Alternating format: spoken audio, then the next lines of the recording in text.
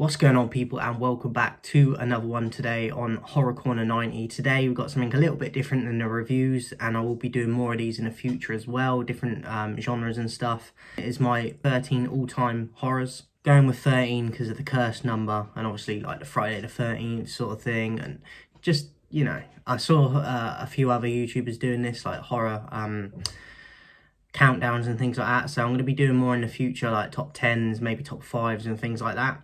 In at number 13, I've gone with the 1990 Stephen King's Misery, based off the novel from Stephen King. This one, I think it's a bit more psychological. There's definitely moments in it that's hard to watch. If you haven't seen it, I won't spoil it for you, but there's some scenes in here that are a bit disturbing, but a lot of the film is more psychological. It's about this writer, novelist writer, who's played by James Caan. It happens, he has an accident, ends up getting pretty much looked after and nursed by his biggest fan, basically. This one is like a psychotic Stan movie. Kathy Bates plays Anne Wilkes unbelievably. Very disturbing because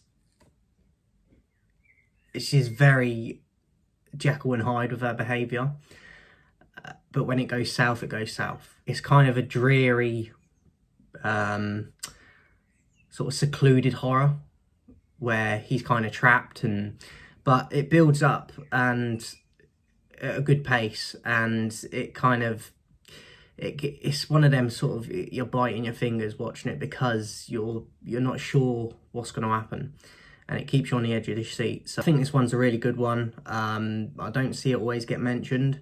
There's a very famous scene in it though. But overall, I think the film is very good. So in at number 13, I've gone with Misery from 1990. In at number 12, I've gone with more of a modern one, and that is Sinister. Played by Ethan Hawke, the main character. This one's kind of like a possession type film, haunting.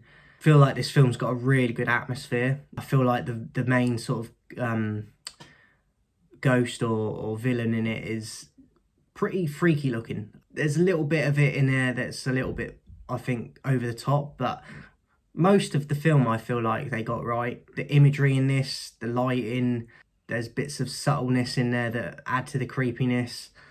I just think this one's a very underrated one that I don't really see get mentioned a ton. I've actually got it here as well. Watched it a few times, and I feel like out of the more modern horrors, it's definitely one of the best ones, like easily. I think Ethan Hawke does a very good job, and yeah, I've seen people slagging this one off as well, but it's one of my top go-to films, one that goes under the radar a little bit. So, number 12, Sinister.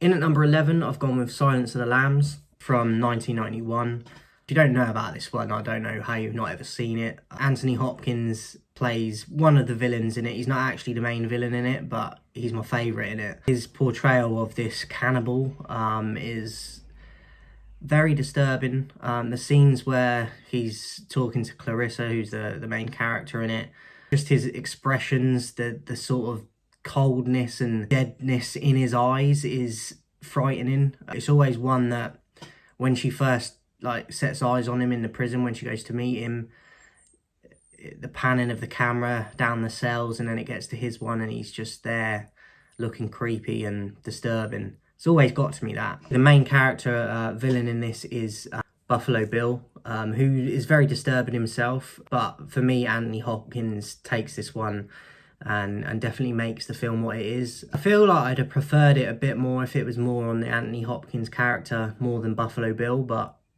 it's still a very good film. It's atmospheric. It's a bit more of a slow build and a bit more psychological, but I really like them types of films, especially like the psychological aspect. Jodie Foster in the main role, I think she does a great job. FBI sort of student trainee. This is like her first kind of big job, really, and it's a very disturbing. I think some of it's based on real stuff as well, and that just makes it more disturbing. But Anthony Hopkins is fantastic in this. Yeah, I really think it's a very, very disturbing film. Hence why it's made the list. It's always one that I don't always watch it, but when I do, it definitely affects me. So, Silence of the Lambs from 1991 in at 11. Number 10, I've gone with more of a fun one as The Lost Boys. Kiefer Sutherland is the main villain in this, of the vampires. The whole group of vampires in this, I think, are cool. The train track scenes in the cave are cool. The ending to it, I think, is very good. The twist near the end as well, which I think was really effective. Obviously, you got Corey Feldman in it, Corey Haim as well when they were younger. I think this one is very fun. It's very 80s. The music and the soundtrack in it is really good. It's got that fun aspect. It's got a creepy aspect. It's just cool. It's very 80s, as I said. It's probably not aged fantastically, but in terms of nostalgia for people, it's definitely up there. And it's one of the funnest horrors I've seen that managed to feel like I was having fun when I was watching it, but also it has moments where you're like, that's pretty creepy. So yeah, Lost Boys in at number 10. At number 9, I've gone with Paranormal Activity. I have personal experiences in the past of things like this going on. People might think you're crazy when people say that, but you have to experience it. And because of that sort of tie to it it disturbed me more when this came out. I've got this one as well, physical copy. I think Katie in the main role is really effective. It takes a while to get going, but then it gets more and more into it. I think there's a few little scenes in there that maybe are a little bit over the top, but I think atmospherically it's very effective. Lack of kind of music and stuff in it, I think, adds to the film as well, because you're sort of like, you can hear a pin drop and then there's like loud bangs and things like that, and you got that kind of poltergeist activity going on, which I think it's a very good build up to it in terms of like the security camera footage and things like that. Yeah, I think if you've experienced stuff in real life, you're definitely going to like this one more, like I do. Could have felt even better on the list, but I wanted to put some others on here that I think are a bit more effective and, I don't know, just a bit more memorable. But Paranormal Activity is definitely, when it came out, was definitely a game changer, I think. And I like most of their films that I've seen of theirs. So, original Paranormal Activity in at number 9. In at number 8, I've gone with Tony Todd in Candyman. Musically fantastic. Cinematography of this one is top notch. The way it's shot is just very artsy. Use of colours at different times and then lack of colour. Tony Todd in this, obviously, rest in peace, I think he smashed it. Main character in it as well, I think she's really effective, and I don't know, there's something that creeps me out about her as well in the film, but it's that kind of boogeyman story to it, and it's got kids involved in it, which make it a bit more creepy. I remember seeing this one when I was pretty young, and it definitely creeped me out, and it made me scared of doing the whole Candyman thing and the mirrors, and love like the graffiti in this film and memorial sort of type paintings and things. I love the setting of Cabrini Green as well. I just think it's very historic, and there's a lot about this one that doesn't always get spoken about. I think it does a lot of things very well. So Candyman from 1992 falls in at number 8. In at number 7, I've gone with the original Texas Chainsaw Massacre. I didn't see this one till I was quite a bit older. A lot of these I saw when I was more on my younger years, but this one was definitely one of the last I'd seen. This film is very raw, very grainy the way it's shot, which just adds to it. Cinematography in it, in terms of the rawness, is, I think, very unique to other films. It makes you feel like grubby and disgusting watching it, because you can just almost smell like the characters in it and the griminess of it. It's disturbing. The frenzied, crazy atmosphere of it. The scene where you first see Leatherface, I think, is one of the most historical, memorable scenes I've seen in horror. It's very disturbing, this film. Like, it's very violent. It's disturbing. It's got a kind of like that hunting kind of feel to it. Picking people off. Family is disturbing, but I think the main thing is that just you feel grimy and disgusting and disturbed watching it. The rawness, the graininess of it, the way it's shot.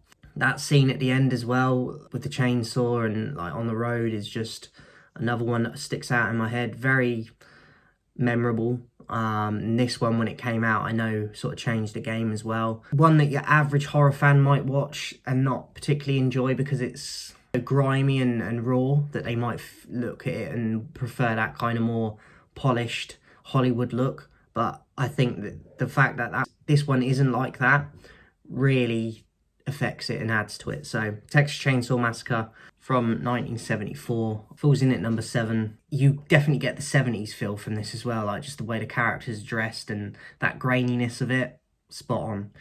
Number 7, Texas Chainsaw Massacre. In at number 6, I've gone with The Exorcist. I remember seeing like the cover for this and stuff growing up. My dad liked the Tubular Bells song from it. My sister was a big fan of the film, and I think she might have even had a poster of it or something. And like I said, growing up, I saw like pictures of the main character in it, which disturbed me. So I hadn't watched it for years and years, and from when I was growing up, I saw images until I saw the film. I heard the Tubular Bells quite early on because my dad used to listen to it a lot. And then when I eventually watched it, some really disturbing filmmaking. A spider running, sort of walk, run, whatever you want to call it, down the stairs is one of the most freaky scenes I've seen. Urinating scene, obviously the head twisting, but just the makeup, the effects of this. The one that I really like as well, that I don't think always gets mentioned, is when she's levitating and how her eyes are just white. The language in it is very foul, and I know that this one, when it came out, really caused a lot of trouble and it got banned, and yeah, it really tested the waters. But I think it set up the future for a lot of filmmaking in horror, to be more experimental and push the boat more. So this one is just absolutely historic. A lot of people's number 1, and I can understand why. I definitely enjoy it. There's just others on here that I prefer, but I can understand why people would have this as their all-time number 1. It just misses out on the top 5 for me. Bit more on the sort of religious side of things and that as well, but I think it's fantastic. Exorcist, creepy. This was a game changer when it came out. Number 6. At number 5, I've gone with Carrie. I saw this one because one of my sisters watched it quite a lot when I was growing up, and I'm not sure what age I first saw it at, but I know I was pretty young, and it disturbed the hell out of me. Got that sort of telekinesis side of it with the main character. Religious nut that is her mother is very effective in this film, and disturbing. The bullying side of it, I think really, I don't think I've seen a film that captures how damaging and wrong that you can be to someone. And I think in terms of bullying, this film, I've not seen a film like it, because you've got that anxiety and sort of wanting to fit in that we can all relate to when we were going to school and stuff, or even in jobs, which that hasn't aged. Like, so I think that has been timeless. The scene obviously with the pig's blood is iconic, and just, you can feel the sheer embarrassment, and I can't even describe it. Like, it's just a crazy film, and there's got the jump sort of scare at the end, which freaked me out as a kid.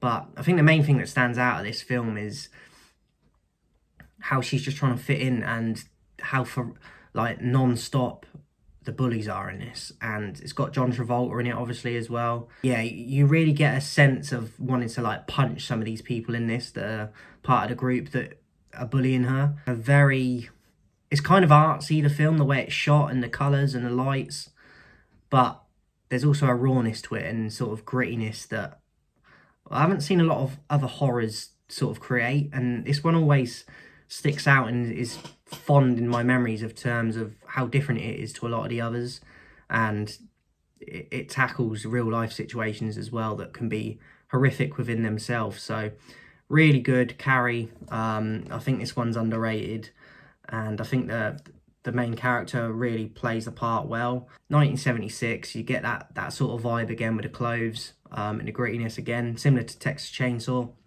Very effective. The mother in this as well is disturbing, and yeah, great film. Number 5, Carrie from 1976. In at number 4, I've gone with the original Nightmare on Elm Street. New Nightmare is one of my favourites of that franchise as well. But the original, like, you wouldn't have the rest of the films if it wasn't for that. So Wes Craven, one of his biggest films, rest in peace. Robert Englund though as Freddy, I don't think that there's many more famous or more recognisable faces with and without the makeup on. I love the soundtrack in this. Some of it might not aged as well as you'd have liked, but It's got some historic scenes, the alley scene, the boiler room scenes, fireplace bit, the making of the glove. Nancy as the main character I think is pretty good. Bit more of a comical bit at the end when you see the body go through the door, but it's effective as well. It's kind of comical but scary at the same time. Robert Englund as Freddy is definitely more scary in this one compared to some of the later films in the franchise, which I preferred in terms of the scariness to the comical side. But the idea of Freddy as someone that's attacking you in your dreams where you're supposed to be safe is definitely up there in terms of fear. Actually, the theme tune to this, the 1, 2, definitely one of the most haunting songs, if you want, that I can relate to a film. The girls in it that like with the skipping ropes and stuff, just disturbing, freaky. And this one is, yeah, you can't mistake it. So Nightmare on Elm Street, the original, love it. Wes Craven, obviously rest in peace, went on to do some more of this franchise and what a hit they became. But Robert Englund is the guy for this, and yeah, it's a great one. Could have been in a better position as well, but just missed out on the top 3. In at number 3, I've gone with Stanley Kubrick's The Shining from 1980. Jack Nicholson as Jack Torrance is a writer in this film, goes to this sort of secluded hotel, unravels from there. It's nearly 2.5 hours long, the film. Different versions of it, obviously, as well. But the build-up through this is fantastic. The scenes and how it's shot, the colours, the sort of cut scenes in it are fantastic. The twins in it really freaked me out. I feel like the twins in this, and the scene where he's on his bike thing going through the hotel, the way it's shot, the colour, like the carpet, and then he comes across the twins, the blood. It's just absolutely horrifying. In terms of like the volume of like the music and the score for this is brilliant. The shots and angles of things in certain scenes. The wife in it, Wendy, I think she has a face for horror, and she absolutely smashes it in terms of looking completely terrified, and like that it's 100% non-fiction. Doctor Sleep ready to watch because I haven't watched that yet, and I'm going to be watching that soon because a lot of people prefer that to this.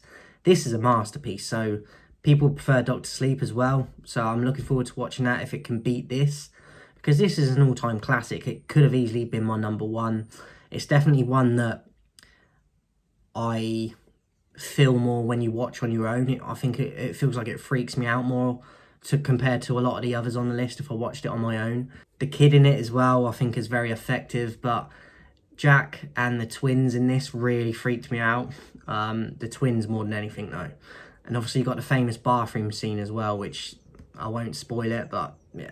1980, Stanley Kubrick, I think is a fantastic film based on the book, obviously, of Stephen King, who I know is not a fan of it, but I love it. The Shining, 1980, in at number 3. At number 2, I've gone with the TV mini-series from 1990, Stephen King's It. I look at it as a film, even though it's in parts as a series, like a TV series. This one damaged me the most as a kid. I saw it when I was very young, and it haunted me for my childhood, basically. I used to see visions of Pennywise, like, in the garden and stuff. Not even in my dreams. Like, I literally would feel like I could see him, and it'd haunt me. The drain scene at the beginning, really creepy. The bit where he's standing in the field and he's waving, and the bit at the roadside used to really freak me out. There's just so many bits in this that scared me. Tim Curry as Pennywise, I think, is arguably the best horror character of all time, and how he portrayed it and played him.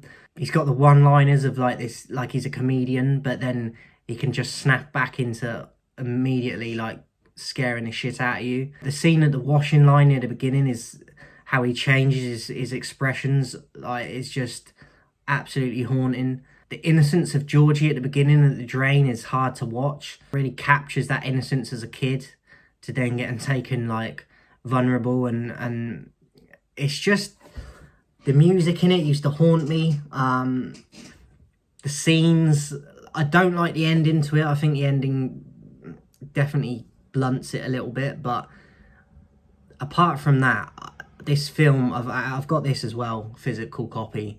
I want to get it on Blu-ray though. Tim Curry is I can't even describe how good he is in this film. And even when I see him in other films, I just picture him as Pennywise because of how he looks, them eyes and like his expressions. I think he's freaky looking anyway, but this one absolutely terrified me as a kid and damaged me for most of my childhood. And it wasn't until I became probably late teenagers or early adulthood that I could muster the courage to watch this again and get over my fear, because this film gave me a fear of clowns to where I never went to a circus or anything when I was growing up. And even things like birthday cards and balloons used to freak the shit out of me for so long because of this film. Yeah, I absolutely think this might be the scariest film I've ever seen. At the time when I saw it, unbelievable. Stephen King's mini-series from 1990, in at number 2. And then in at number 1, this one didn't scare me as much as it did, but I love the score to it. I love how the main villain in it looks. I think he looks the coolest out of everyone I've seen. Jamie Lee Curtis, spoiler alert, John Carpenter's Halloween from 1978. About this kid that kills someone at the beginning of it on a Halloween night. Spends a lot of his early sort of childhood in a mental institution and then breaks out and it just goes crazy. He hunts down his sister. This one obviously has a lot of follow-on films from it, but the original, that score, the Halloween score, is the most recognisable for me in history. It freaks me out even when I hear it now, but I love it as well at the same time. In terms of how it's shot in certain scenes with like the darkness and then you've got the whiteness of the mask that lights up in the shadows and stuff. The knife has become iconic with just his sort of side piece on it. It's just part of him. You got this kind of supernatural side to him as well, which I like. I love a lot of the films in this franchise, but the first, it's an absolute, I just think, masterpiece and pillar in horror history. The score makes it. I think he looks the coolest out of all the horror villains I've seen. I think Jamie Lee Curtis plays a role really effective. The kids in it I think are good. The Halloween atmosphere, just in terms of it's set at Halloween and how it looks, is creepy. And just when I watch it, the scenes of when she's babysitting and looking across at the street at the other house, and certain times he's there, other times he's not, and you see him walking about or just stood somewhere and you can just see his mask kind of like glowing sort of. There's some really cool kills in this as well. It's just really effective and it creeped me out. The first time I saw it, more than anything, that score haunted me.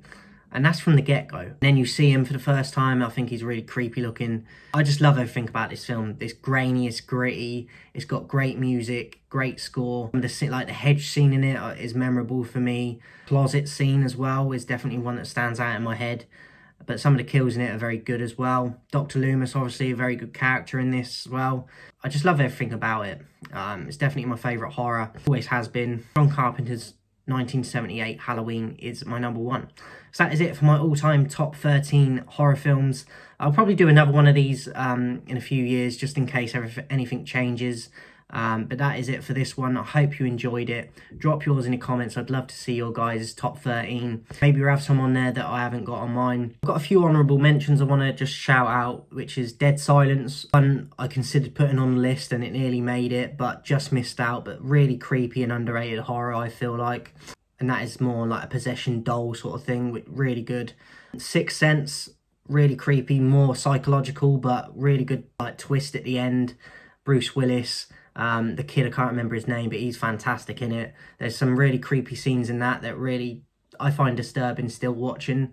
Insidious, another one that I own. Really creepy for the time it came out. The Tiny Tim's music in it is creepy. There's some subtle bits in it that you can like pick out when on rewatching and stuff. Dining room scene with the red face. The sort of mystical element in it in terms of like the dreamlike stuff. Just creepy, really effective. And the last one is, there's 2 versions of it, the original and the remake, and that is Woman in Black, Daniel Radcliffe. I prefer the original slightly more, but the remake as well is really effective. It's atmospheric, the way it's shot, it's very sort of gothic-y and haunting. So there's a scene in the original, the Woman in Black is in a bedroom and it's really creepy.